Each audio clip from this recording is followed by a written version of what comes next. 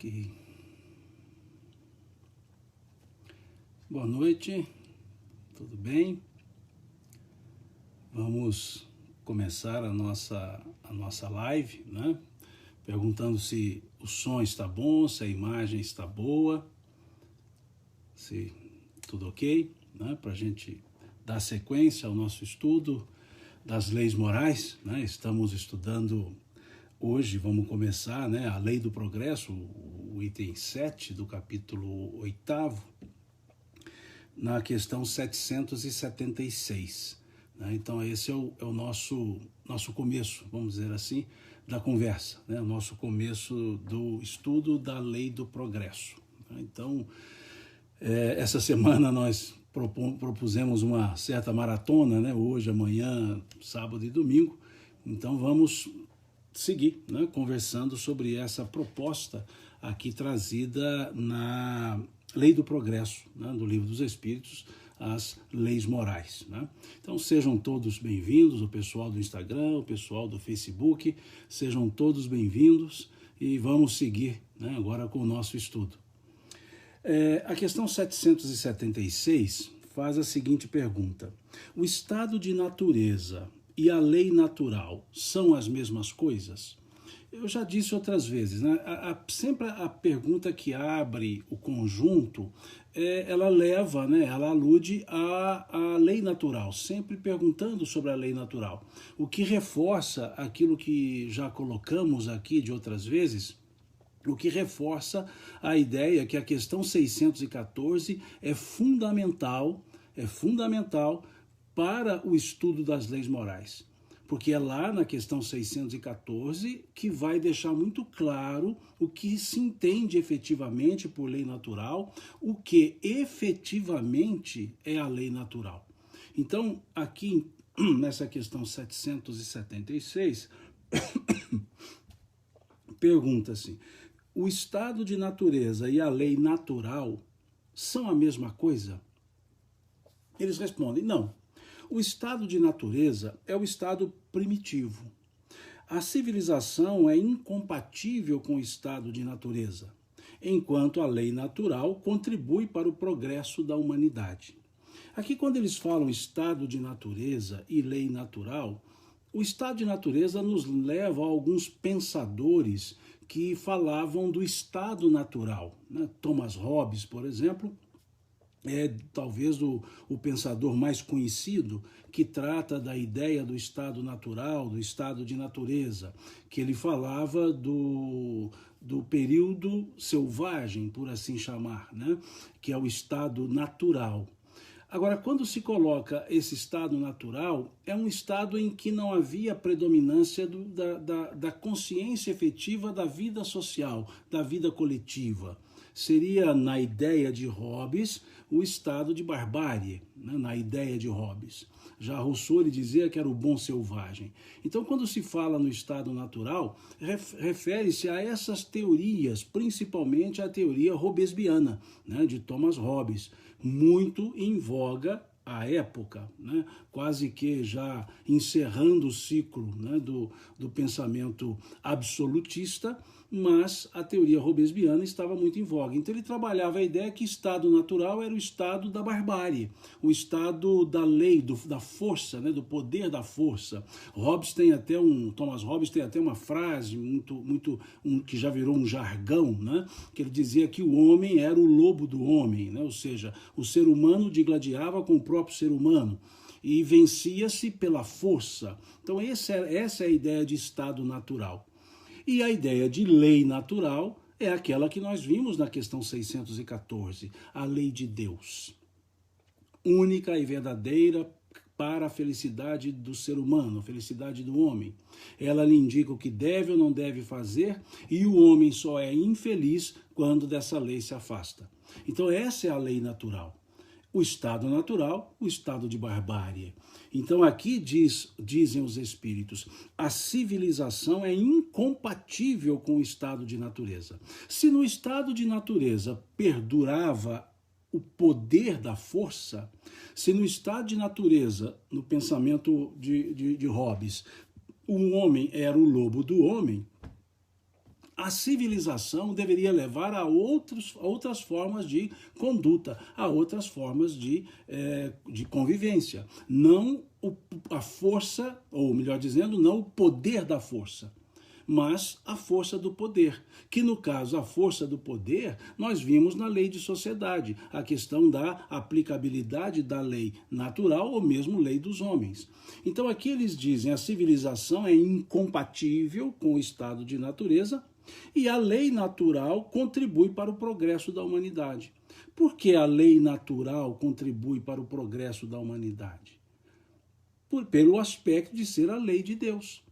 Única e verdadeira, dizem os Espíritos, questão 614. Vou frisar sempre essa questão 614. É a questão que abre o livro terceiro, né, das leis morais, mas é a questão também que abre o raciocínio para entender essa lei natural, essa lei de Deus, essa lei da natureza. Então eles dizem que ela contribui para o progresso.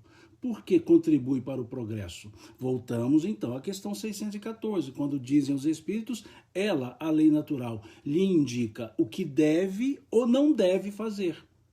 Então é uma lei indicativa de conduta, por isso ela contribui para o progresso.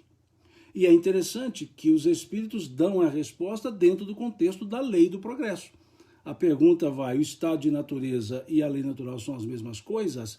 E os Espíritos respondem dentro do prisma da lei do progresso. Como que é nos dizer que a lei natural nos indicando o que devemos ou o que não devemos fazer, ela nos dá, então, o indicativo para o desenvolvimento, para o progresso. Então é isso que nós encontramos logo na lei, na primeira pergunta, né, na lei natural.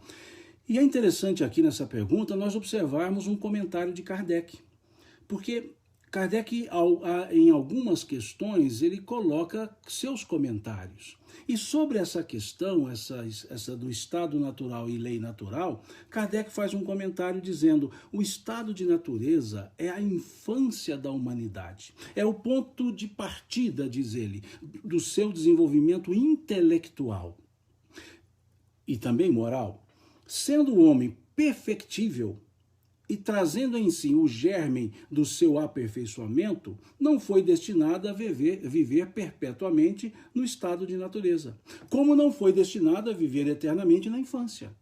O estado de natureza é transitório e o homem dele sai em razão do progresso da civilização. A lei natural, ao contrário, rege a humanidade inteira.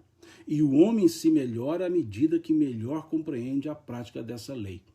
Perfeito esse comentário. E há uma palavra nesse comentário que nos chama a atenção mais detidamente. O comentário inteiro é importante, mas há uma palavra que vai nos mostrar por que essa ideia do estado natural e por que a lei natural contribui para o progresso. Uma palavrinha só, a palavra perfectível. Vejamos como está aqui. Sendo o homem perfectível e trazendo em si o germe do seu aperfeiçoamento, não foi destinado a viver perpetuamente no estado de natureza. Ou seja, o que é perfectível? Perfectível é aquilo que pode ser aperfeiçoado. Aqui, vejamos, é importante, Kardec diz, o homem, sendo o homem, ele faz uma afirmativa, sendo o homem perfectível, ele não diz sendo o homem imperfeito. Veja que interessante isso. Ele poderia usar a palavra sendo um homem imperfeito, mas ele preferiu usar a palavra perfectível, que advém, esse adjetivo advém do substantivo perfectibilidade. A perfectibilidade é a capacidade que nós temos de nos aperfeiçoar, porque nós fomos criados simples e ignorantes, conforme está na questão 116 do Livro dos Espíritos, mas criados simples e ignorantes, perfectíveis. Ou seja, com potencial, com capacidade de aperfeiçoar, ou aperfeiçoarmos-nos. Isso nos leva à questão 115 do Livro dos Espíritos, que vai dizer que todos os espíritos, todos nós, evoluiremos. A evolução é um determinismo da lei de Deus. Os meios para tanto tempo depende das nossas condutas, mas o ato evolutivo é um determinismo da lei de Deus. É o que está na questão 115, quando se pergunta se todos os espíritos permanecerão, se há espíritos, melhor dizendo, que permanecerão no estado da imperfeição, e eles dizem não, todos evoluirão. Então, por que todos evoluirão? Porque trazemos em nós, veja a frase de Kardec, o germen do nosso aperfeiçoamento. O germen do nosso aperfeiçoamento, ou seja, a perfectibilidade. Então a palavra-chave aqui, para nós entendermos o progresso, como que para entender toda a estrutura que vai ser colocada por Kardec para a lei do progresso, é a palavra perfectível, para nos levar à ideia da perfectibilidade, ao substantivo perfectibilidade. Ou seja, quando Deus nos criou, Ele nos criou com toda a capacidade de aperfeiçoamento. Isso nos leva à questão também 122. Aliás, vamos lê-la, a 122, não só comentar, como eu faço. Vejam, como podem os espíritos, em sua origem, quando ainda não têm consciência de si mesmos, ter a liberdade de escolher entre o bem e o mal, porque é justamente entre o bem e o mal, ou seja, a escolha, que nós desenvolvemos o nosso processo evolutivo. E eles então fazem essa pergunta, como que pode, na origem, ou seja, simples e ignorantes, conforme está na questão 116, o espírito escolher entre o bem e o mal? E eles respondem, continua a pergunta, desculpe, há neles um princípio, uma tendência que os leve mais para um caminho do que para o outro, do bem ou do mal? E eles respondem, o livre-arbítrio se desenvolve à medida que o espírito adquire a consciência de si mesmo. Já não haveria liberdade se a escolha fosse determinada por uma causa independente da vontade do espírito. A causa não está nele, mas fora dele, nas influências a que cede em virtude de sua livre vontade. Esta é a grande figura da queda do homem e do pecado original. Uns cederam, outros não. Outros resistiram. Então, é esse sentido que aqui se coloca na 122, vai nos mostrar que há um caráter progressivo no nosso processo evolutivo, ou na nossa evolução. Crescemos, evoluímos, e há um impulso natural de progresso, há um impulso natural de evolução. Nós somos impulsionados a evoluir. Até quando erramos, nós podemos caminhar para frente quando aprendemos com o erro e transformamos esse erro em acertos futuros. Então é esse aspecto, esse impulso, e vou à questão 115, que havia comentado, havia falado, vejamos, entre os espíritos, alguns foram criados bons e outros maus, dizem, não, todos os espíritos foram criados simples e ignorantes. Depois ele vai perguntar, justamente nessa questão 116, se há espíritos que permanecerão para sempre no estado de ordem inferior, e eles vão dizer, não, todos se tornarão perfeitos. Vejam, todos se tornarão perfeitos. Isso é o germe que Kardec coloca aqui. Se é um determinismo, todos nos tornaremos perfeitos pelos nossos atos, é porque temos o potencial, temos o que Kardec chamou germen do nosso próprio aperfeiçoamento. Ou seja, somos seres perfectíveis. Nós não somos perfeitos. Nós não somos imperfeitos. Nós nos fazemos imperfeitos com as nossas escolhas e atos. Nós somos perfectíveis. Prefixo in, imperfeito. O que é prefixo? O que significa o prefixo in? Negação. Quando digo imperfeito, estou negando a própria perfectibilidade. Eu estou negando a condição que eu posso me aperfeiçoar. Por isso, imperfeição. Isso não é ser, isso é estar. Estou imperfeito, mas sou perfectível. Isso é algo belíssimo. É belíssimo nós percebermos, nós entendermos, os espíritos nos dizerem que nós somos seres que nos aperfeiçoaremos. como aqui coloca, né, a Marisa, do átomo ao arcanjo, né, é perfeito, questão, salvo engano, 134 do Livro dos Espíritos, perfeito, do átomo ao arcanjo, é um processo evolutivo. E por que do átomo ao arcanjo, do princípio inteligente ao ser inteligente? Porque temos o germe da evolução. Se é isso, aliás, melhor dizendo, se isso está em nós, se temos o germe evolutivo, quando nos tornamos refratários à evolução, pelos atos de imperfeição, nós então estamos nos afastando da lei de Deus. E o que acontece quando nos afastamos da lei de Deus? Questão 614, a infelicidade. Então é um ponto muito tranquilo, muito simples. E outro aspecto, se nós somos seres, evolutivamente dizendo, né, perfectíveis, que vamos nos aperfeiçoar, e se nós evoluímos, tudo evolui. O ambiente, o planeta, tudo evolui. Faz parte. Então, por isso, lei do progresso. Permanecer estacionário e tudo evoluindo, é como se nós retrogradássemos. Nós não nos retrogradamos. Não há retrogradação do espírito, não há. Mas se tudo evolui e eu permaneço estacionário, eu vou só me distanciando da própria evolução. É como se eu retrogradasse, porque não há retrogradação. Ninguém fica pior do que é. Pode não melhorar-se por muito tempo.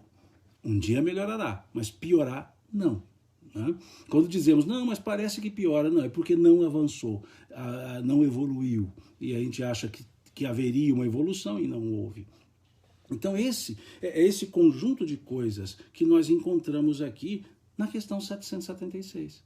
Né? Veja quão interessante é. A questão 776 nos leva à questão 115, nos leva à questão 116, nos leva à questão 122, nos leva à questão 134 ou 130. Então veja, e até mesmo a 133 dos simples ignorantes. Então, quantas questões estão aqui colocadas numa só? Para falar simplesmente que nós somos seres perfectíveis. Deus nos deu toda a condição para evoluirmos. Deus nos deu tudo para evoluirmos. Pelas nossas escolhas, pelos nossos atos. Aí entra o aspecto da imperfeição. Escolhas e atos equivocados, imperfeição. Bom, e segue Kardec perguntando: como tem menos necessidades no estado de natureza, o homem não sofre todas as tribulações que cria para si mesmo num estado mais avançado, mais adiantado. Que se deve pensar da opinião dos que consideram aquele estado como o da mais perfeita felicidade na Terra? O que está perguntando aqui? O que se está perguntando? Naquele estado de de natureza, naquele estado de infância, parecia que, vejam, diz ele aqui, o homem não sofria tribulações que hoje sofre em função de necessidades que nós criamos. Como se dissesse, olha, o progresso vai gerando necessidades outras que vai deixando as pessoas cada vez mais ansiosas, mais precipitadas, mais angustiadas, porque vão criando, né, que os espíritos chamaram necessidades fictícias. Então, eles estão dizendo, olha, parece que a civilização, quanto mais avança, mais ela exige das pessoas. Será que naquele estado de natureza, o homem, o ser humano, naquele estado de natureza, não seria mais feliz do que agora? É essa a pergunta que está sendo feita. E os espíritos respondem. Eu acho interessante. Eles vêm respondendo com uma pergunta. Eles respondem perguntando, o que queres? Ou seja, quando eles perguntam, respondendo, que queres? E a pergunta é, será que no estado de natureza não éramos mais felizes porque tínhamos menos necessidades? Ele fala, que queres? Quer dizer, quer voltar ao estado de natureza? Quer negar a evolução? Quer deixar o ponto evoluído para voltar para um período involuído, por assim dizer, não evoluído? Quando eles respondem perguntando o que queres, é mais ou menos assim. Eles devem ter feito assim até uma carinhazinha espantada, né? Aquele emojizinho lá que nós mandamos lá da carinha, né? Ele deve ter feito assim, o que queres? Quer voltar a esse estado? E eles completam. É a felicidade do bruto. Olha que interessante. Aquele estado de natureza que pode parecer feliz, ele diz, é a felicidade do bruto. E qual é a felicidade do bruto? O império da força. O bruto, o império da força. Vejam, é a felicidade do bruto. E qual é a felicidade do bruto? Quando ele impera sobre os outros. É o egoísmo? É a prepotência? É isso que eles estão dizendo. Eles respondem com 2 frases curtas para começar. O que queres? É a felicidade do bruto. Existem pessoas que não compreendem outra. Aqui é um puxãozinho de orelha. Quantas vezes, talvez nós não também queremos a felicidade do bruto, ou seja, o império das nossas vontades, o império das nossas próprias percepções, as nossas imposições. É a felicidade do bruto. E ele diz, há pessoas que não conhecem outra, só essa. É ser feliz, olha a força dessa outra frase. Olhemos, é ser feliz à maneira dos animais. Ou seja, é a felicidade do instinto? É a felicidade do instinto. E qual que é a felicidade do instinto animal? Perpetuação, reprodução e perpetuação da espécie, automatismos. E será que nós somos seres, no nível evolutivo que estamos, nós somos seres para agirmos por automatismos? Ou por consciência, vontade e escolhas?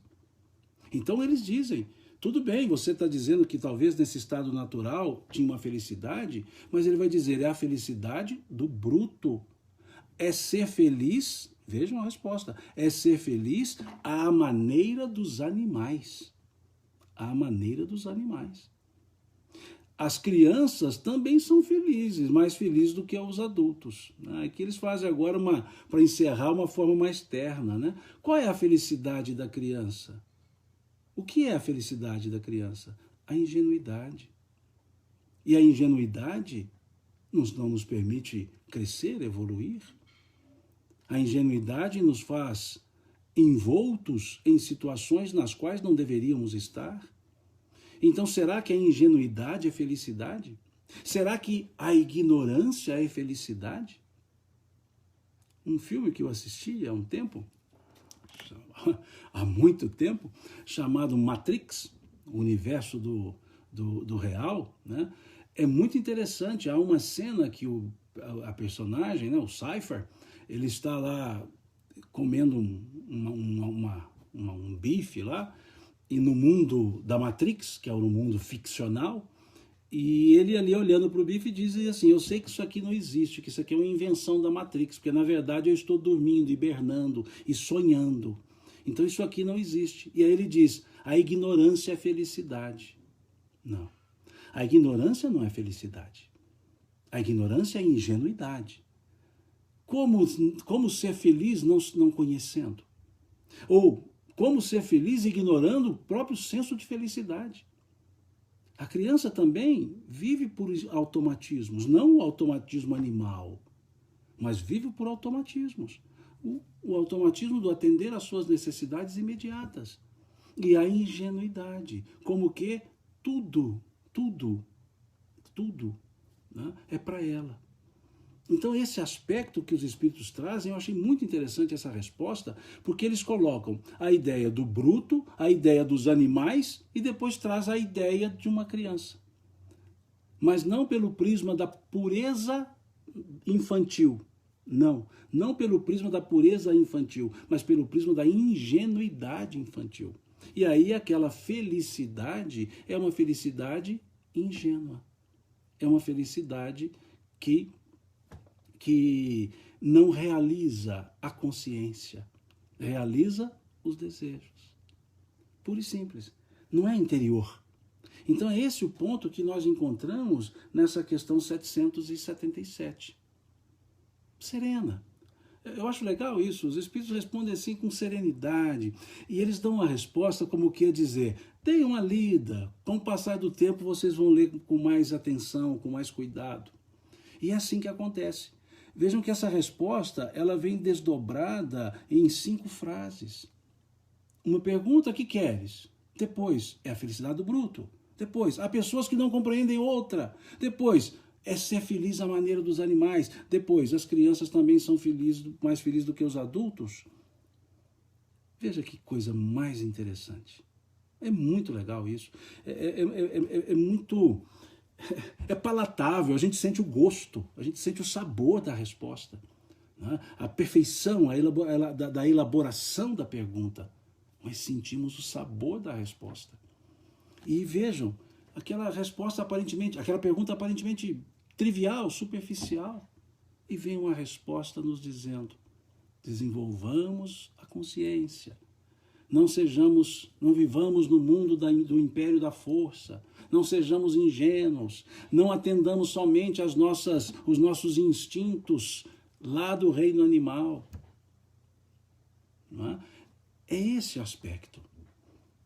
E aí segue, depois num outro conjunto, eu volto a dizer, pode ser que alguém tenha entrado pela primeira vez hoje, né? Eu não leio questão por questão, eu vou lendo algumas questões que constroem um raciocínio. Então tem outras que são desdobramentos, eu acabo não lendo e deixo para que vocês leiam em casa e avaliem e façam as conexões, né? Então nem todas eu lerei de forma sequenciada, né?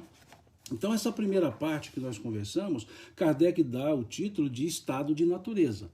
Agora, para um outro conjunto de perguntas, ele dá um título chamado A Marcha do Progresso. Ou seja, vai tomar um outro rumo. Ele primeiro faz uma pergunta, um conjunto de perguntas, como que introdutórias, para falar da lei natural. Por que ele fala do estado natural? Se a lei é do progresso, ele vai buscar o estado, por assim dizer, primitivo. Porque é do primitivo que dá-se o progresso. É do primitivo que caminha a ideia ou nela, né, ou do primitismo ao ponto de evolução. Então, agora ele vai trabalhar alguns aspectos da marcha do progresso. E é interessante isso, nós fazemos uma pequena introdução, porque nós veremos que ele fará perguntas de intromissão no progresso. Porque no primeiro ponto, no primeiro conjunto de perguntas, ele vai mostrar que o progresso é inexorável. Ele existe, ele vai imperar, tudo progredirá. Depois ele vai trabalhar um raciocínio dessa marcha se há entraves. E o entrave, ou seja, a colocação dos entraves, ele vai trazer a ideia das pessoas. Então é um outro conjunto de perguntas com uma outra lógica de raciocínio, mais derivada da primeira, da consistência da primeira lógica. Qual a consistência da primeira lógica? Que o progresso é inexorável. O progresso não se detém. Então ele pergunta na questão 779. O homem colhe em si mesmo a força para progredir, ou o progresso é apenas fruto de um ensinamento? O homem, vejam, colhe em si mesmo a força para progredir, em outras palavras, todos nós temos o germe do progresso, o impulso do progresso, ou o progresso é apenas fruto de um ensinamento, ou seja, é um costume, é uma cultura, melhor dizendo, uma cultura social. É isso que está se perguntando. E aí os espíritos respondem, o homem se desenvolve por si mesmo, naturalmente, mas nem todos progridem ao mesmo tempo e do mesmo modo. É então que os mais adiantados auxiliam o progresso dos outros por meio do contato social. Nessa resposta, que eles colocam contato social, nessa resposta eles nos levam de volta à lei de sociedade, falando-nos da importância da sociedade, da escola bendita que nós chamamos de convivência, que é a escola onde nós aprendemos sobre nós mesmos. É a escola onde temos a oportunidade de nos autoconhecer pelo convívio com o semelhante. E aqui, então, ele pergunta se a força do progresso está em nós ou é fruto de uma cultura. Os espíritos respondem que o homem se desenvolve por si mesmo e gradativamente, e naturalmente. Então, vejamos, nós nos desenvolvemos por nós mesmos por quê?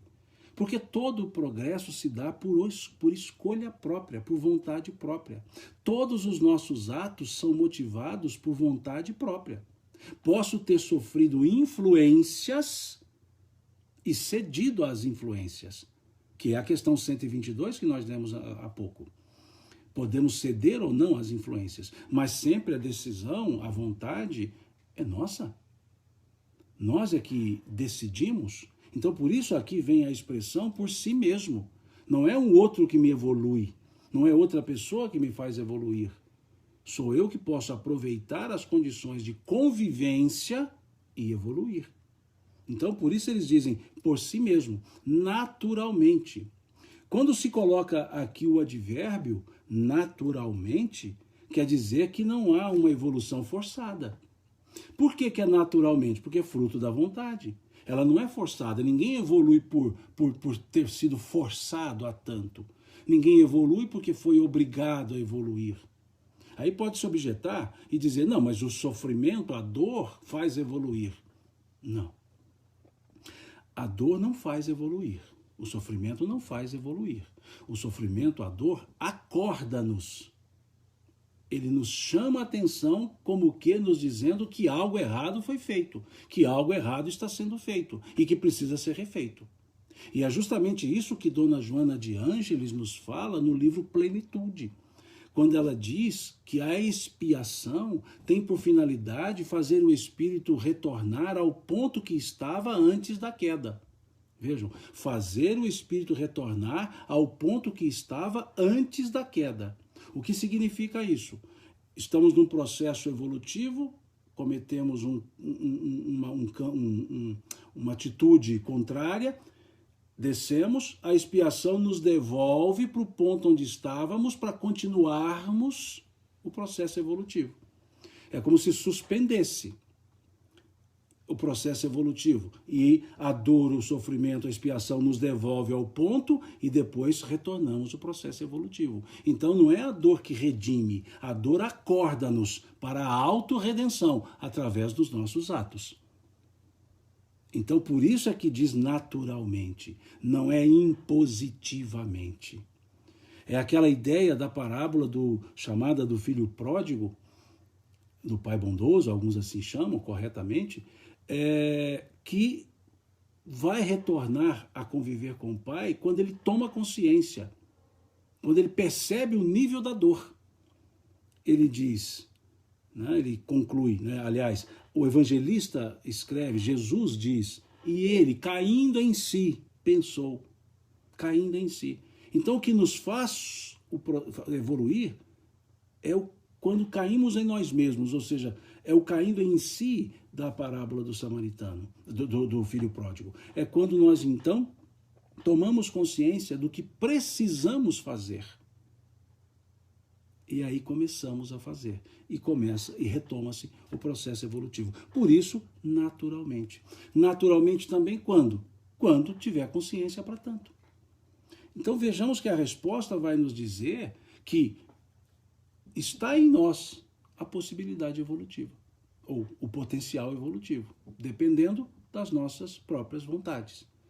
Veja então, ele evolui por si mesmo, naturalmente. E sigamos, questão seguinte, 780. O progresso moral acompanha sempre o progresso intelectual? É interessante essa pergunta.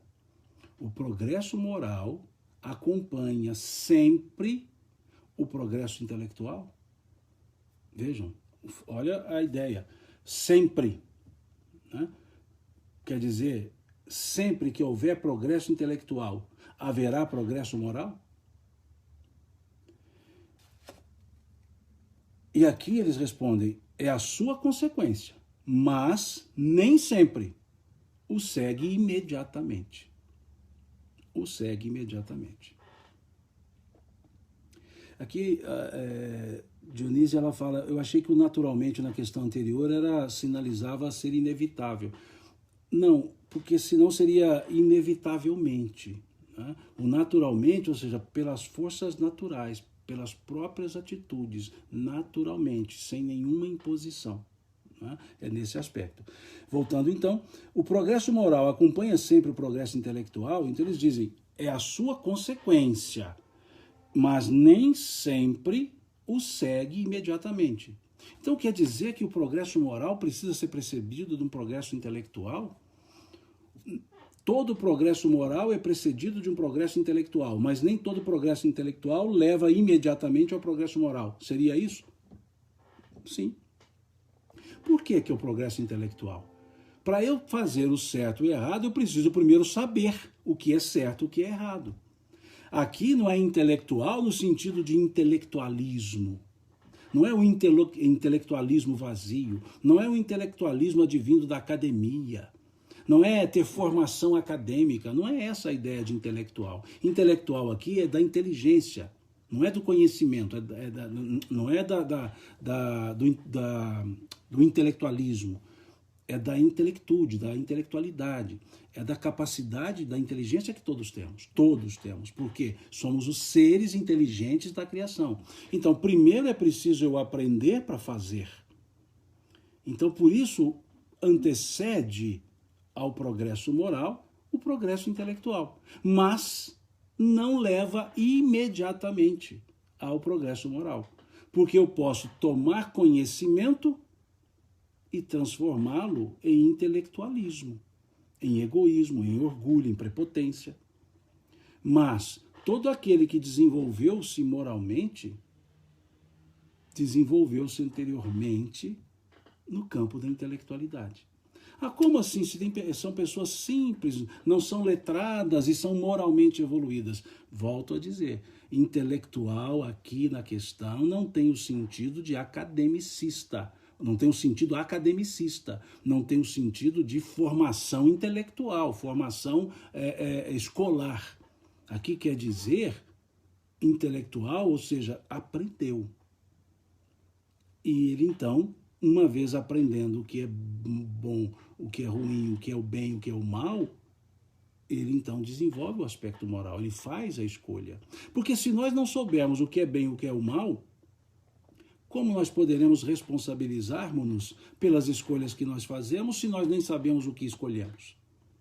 Então, isso nos leva ao artigo 11, né, do Código Penal da Vida Futura, do capítulo 7 do Céu e Inferno. É preciso saber para distinguir. É uma sabedoria fruto da evolução espiritual, não da evolução acadêmica. E aí é importante observarmos a questão seguinte, porque elas se conectam na 780A, tanto que ela é numerada como 780 também, ou seja, 780A, e ele pergunta assim, como o progresso intelectual pode levar ao progresso moral? E aí ele diz, fazendo que se compreenda o bem e o mal. O homem, então, pode escolher, é o que nós acabamos de colocar, eu acabei antecipando a resposta. O desenvolvimento do livre-arbítrio acompanha o da inteligência e aumenta a responsabilidade dos atos. Então, como que se dá isso? Como que o progresso moral advém do intelectual? Fazendo com que compreenda o bem e o mal. E, assim, pode escolher. Escolher com consciência, escolher com conhecimento de causa. Aí sim é uma escolha consciente. Escolheu com conhecimento de causa. As nossas escolhas encarnatórias, questão 258. Vocês devem ter cansado de ouvir eu falar essa questão 258, né? 614, 258, eu estou sempre falando, porque são fundamentais. Questão 258, escolha das provas. Então, ali nós exercemos a nossa escolha, o nosso livre-arbítrio para escolher o gênero de provas que nós queremos no mundo material. O gênero de, aspas, gênero de vida, o jeito de viver, com quem viver, que circunstâncias viver, é tudo escolha. Então, toda a encarnação que nós temos, ela foi precedida de uma escolha, salvo raríssimos casos de compulsoriedade, mas isso é um desvio padrão, é outra questão. Então, é esse o sentido. E aqui eles colocam o desenvolvimento do livre-arbítrio acompanha o da inteligência. Por que acompanha o da inteligência? Por que o livre-arbítrio acompanha o desenvolvimento da própria inteligência? porque à medida que eu vou sabendo, eu vou tendo mais liberdade de escolha. E ao mesmo tempo responsabilizando-me pelas escolhas. Emmanuel, na questão 132 do livro O Consolador, 132 do livro O Consolador, ele nos diz que no momento encarnado que vivemos, coexistem o determinismo e o livre-arbítrio. Ele diz que coexistem. E aí ele explica que o determinismo impera nas camadas inferiores da evolução. E o determinismo e o livre-arbítrio se desenvolve à medida que o espírito evolui. É como se nós fizéssemos, imaginemos, né, que isso aqui fosse um gráfico, assim, ó, em V. Um gráfico. Imaginemos aqui duas linhas, né? Vamos até fazer, deixa eu pegar uma folha aqui que a gente faz isso, quer ver? Vamos fazer um gráfico aqui como se fosse assim, ó. Isso aqui fosse um gráfico, né? Em V, ok? Em V, um gráfico. E imaginemos que no centro desse V nós tenhamos uma linha, uma reta. E aqui essa reta são os nossos níveis evolutivos. Deixa eu deixar um pouquinho mais grossinho isso aqui, que eu vejo que pela luz está dando reflexo. Então aqui nós temos o nosso modelo, por assim dizer, evolutivo. Essas linhas formando um V são os limites do impositivo da lei natural. Ou seja, quanto mais baixo no processo evolutivo, veja, aqui um nível evolutivo, aqui outro nível evolutivo, aqui outro nível evolutivo, aqui outro nível evolutivo, quanto menos evoluído, mais próximo eu estou do limite da lei. E quanto mais evoluído, vejamos que o espaço aumenta do determinismo da lei. Então, nas camadas inferiores, o determinismo impera. À medida que vamos evoluindo, o determinismo, que seria esses limites dessas duas linhas em V, vai se distanciando, veja. Até que eu chego no nível, veja a distância que eu estou do determinismo. O que quer dizer isso? Que o livre-arbítrio se desenvolve à medida que o espírito evolui. Quanto mais sei, mais liberdade de agir eu tenho, mas também, mais responsabilidade eu passo a ter. É isso que está sendo dito aqui. O desenvolvimento do livre-arbítrio acompanha o da inteligência. E Emmanuel vai explicar isso com mais detalhe na questão 132 do livro O Consolador. Que livre-arbítrio e determinismo coexistem. E o determinismo impera nas camadas inferiores da evolução. E o livre-arbítrio se desenvolve à medida que o espírito evolui. É isso que está sendo colocado. É isso que está aqui na resposta. Né? Dá até para fazer esse gráfico do lado da questão 780A. Vamos lá, fazemos um triângulozinho e fazemos esse gráfico mostrando o processo evolutivo. Né? Nós teremos muito mais liberdade quanto mais evoluído tivermos. Mas também teremos muito mais responsabilidade. E aí vamos para duas frases de Jesus nesse sentido. Aquele que mais tem, mais lhe será dado. Quanto mais evoluído, mais liberdade. Aquele que mais tem, mais lhe será cobrado. Ou seja, quanto mais evoluído, mais responsabilidade em termos de escolhas, das escolhas. Veja que interessante. Né? É muito legal isso, né? Muito bom a gente perceber esses contornos, né? nas respostas que os espíritos nos dão. Né? É muito legal. Né? Eu fico encantado com essas respostas. Né? O Livro dos Espíritos, para mim, ele é uma obra au concours, né? É uma obra única, é algo assim que nós vamos lendo, desdobrando, daí já não tem mais espaço para escrever no livro. Né? Eu começo a escrever, escrevo aqui, escrevo ali, risco dali, risco daqui, porque a gente fica assim encantado. Eu fico encantado com essas respostas. O quão assim claras elas são quando a gente vai desdobrando, né? Assim, a construção, né? A maneira de construir a resposta, quão sábia é essa maneira das respostas. Né? Aqui a Viama Lopes está perguntando se essas lives ficam na página do YouTube. Ficam. De vez em quando eu não consigo postar lá, mas a maioria eu consigo postar no meu canal lá do YouTube, só respondendo aqui. Legal? Como é que nós estamos de tempo? Temos 15 minutos ainda, né, para respeitar essa 1 hora, em respeito a vocês, né, mas também em respeito ao Instagram, porque ele derruba a gente, né, ele acaba, a gente compulsoriamente somos retirados, né, quando se dá mais de 60 minutos. A questão 781. É permitido ao homem deter a marcha do progresso? Aqui é legal. Aqui a pergunta é um cabo de guerra, o progresso caminhando e o homem segurando, né? Será que, é a pergunta que se faz, é permitido ao homem deter a marcha do progresso? Será que nós podemos pôr o pé no freio do progresso? E aí eles respondem, não. Não. Mas colocam a conjunção adversativa. Não. Mas pode entravá-la algumas vezes, a marcha do progresso. Então, nós podemos deter a marcha do progresso? E eles respondem, não. Mas podemos retardá-la. Veja, nós podemos entravá-la. Quando que nós entravamos? Quando cristalizamos as ideias. Quando nos cristalizamos. Tudo no mundo é impermanente. A única coisa permanente no mundo é a própria impermanência. Ou seja, a única coisa que nunca muda é que tudo muda. A única coisa que não vai mudar é isso. O que nunca muda? Que tudo muda. Então, não há como eu deter esse natural processo. Eu posso, então, retardar de que forma? Quando eu fico estagnado nas próprias ideias. Quando eu ali quero deter, não o progresso, mas eu vou cristalizar ideias que precisam ser evoluídas ou precisam ser desenvolvidas. Eu quero estabelecer, eu quero travar, eu quero manter o status quo ante, ou seja, eu quero viver do jeito que era antes. E isso é muito interessante, que Kardec foi trabalhar essa ideia do progresso para a própria doutrina espírita. Lá no livro A Gênese de Kardec, né, o último livro da estrutura do Pentateuco, no item 55 do primeiro capítulo do livro A Gênese, o caráter da revelação espírita, Kardec escreve o seguinte em relação ao não cristalizar de ideias.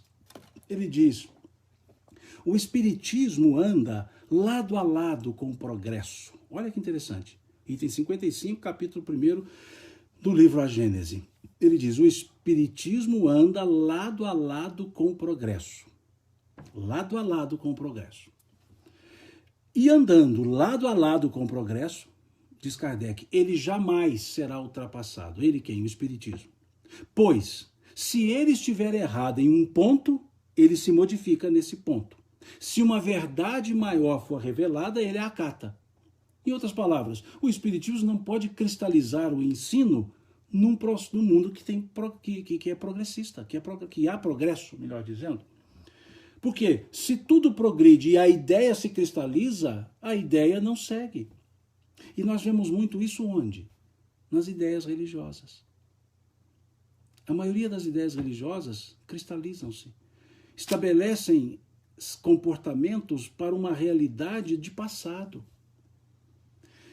Muito também vemos isso, com um pouco menos intensidade, vemos também isso onde? Na educação, nos processos educacionais.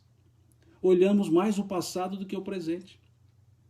Quantas vezes o professor que vai entrar numa sala de aula, ele pergunta ao professor que deu aula para aquela turma no ano anterior, como é que essa turma, né, né? Veja, ele tem que observar o que ele vai fazer com essa turma. Ele não tem que olhar assim o passado. Ele não tem que olhar assim, o que eu vou fazer? Olha, eu vou fazer isso, porque na turma, o contrário agora, na turma passada não deu certo, então eu vou fazer desse jeito. Ou deu certo, vou fazer desse jeito na turma presente. A turma presente não é a mesma turma, é outra. Então nós temos que mudar os processos, mudar as formas, mudar a maneira. É o que nós chamamos de customização. Então nós cristalizamos. E os professores, uma boa parte, cristaliza mesmo. O plano de aula é o mesmo faz uns 3, 4 anos. E as turmas já passaram várias. Né?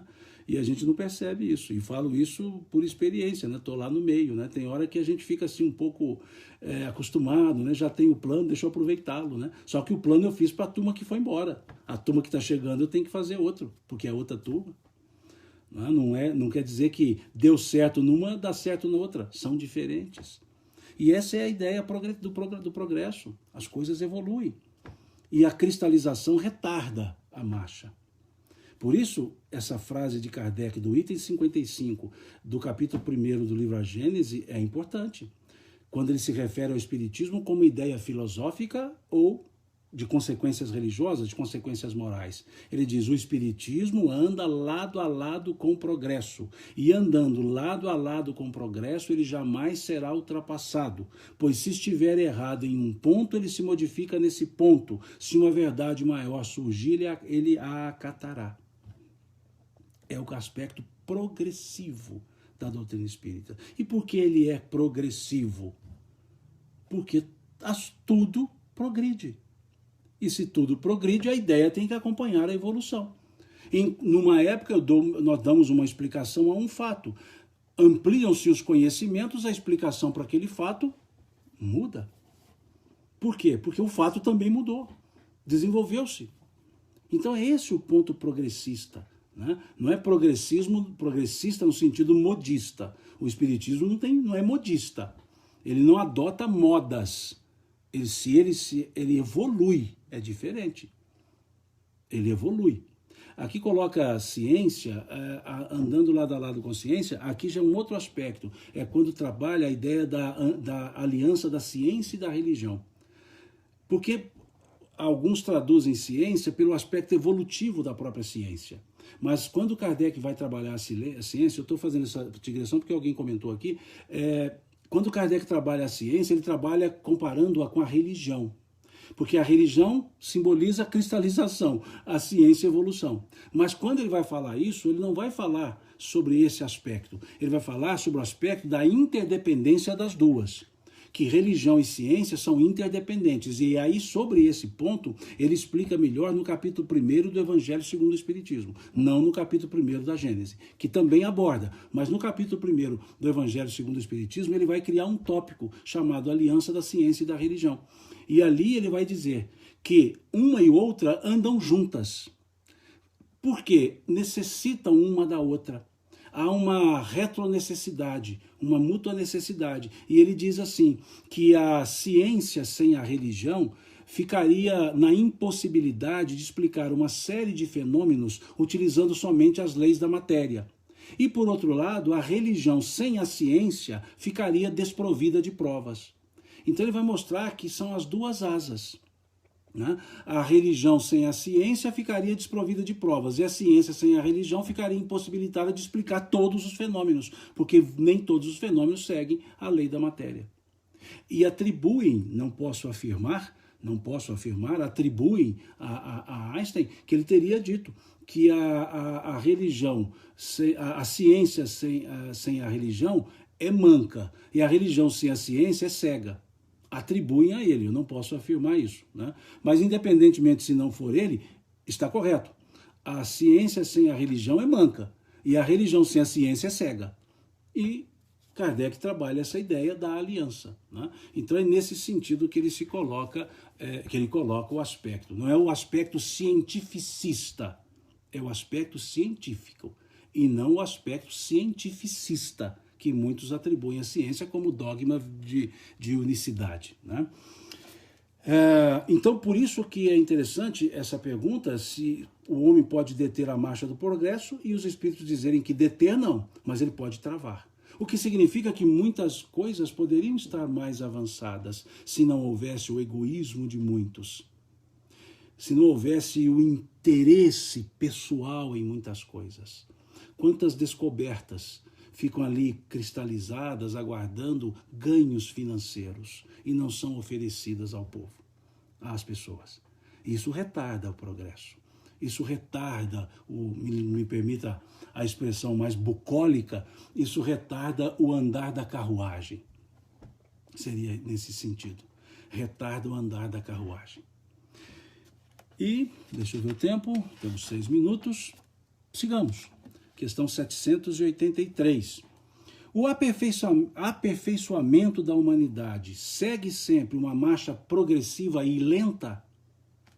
Ou seja, essa evolução, esse progresso, ele segue uma marcha progressiva, ou seja, aparentemente redundante, né? Um progresso progressivo.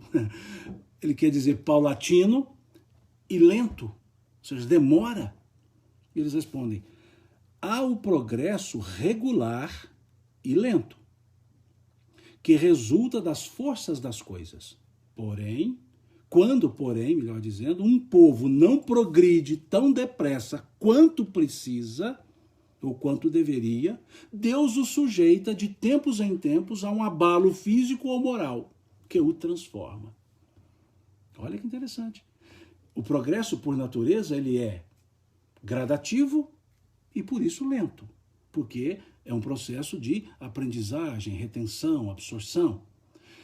Mas, quando essa lentidão é quase que um entrave, quando essa lentidão é uma cristalização, acontece, aí veja só o que eles dizem, quando um povo não progride tão depressa quanto deveria, Deus o sujeita de tempos em tempos a um abalo físico ou moral que o transforma.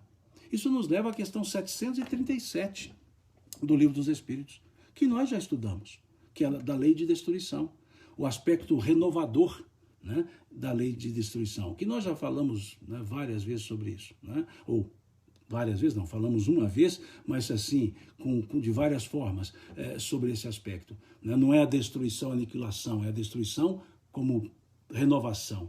Né? Então aqui muitas vezes temos um impulsozinho, né? Um incentivo, por assim dizer, um incentivozinho, né? Da própria lei natural para que possamos andar um pouquinho mais depressa. Né? Nós vamos parar por aqui, dentro do nosso tempo, né? Vamos parar por aqui. Amanhã, conforme nós havíamos programado, né, nós teremos outra live às 20h30. Né? Então já deixo feito o convite aqui a vocês, a todos vocês, se estiverem animados, né, se quiserem seguir, estarem aqui conosco novamente. Podemos conversar novamente amanhã às 20h30. Né? Simão, por que você marca 20h30? Porque eu já marquei às 19h, já marquei às 19h30, já marquei às 21h e agora 20h30.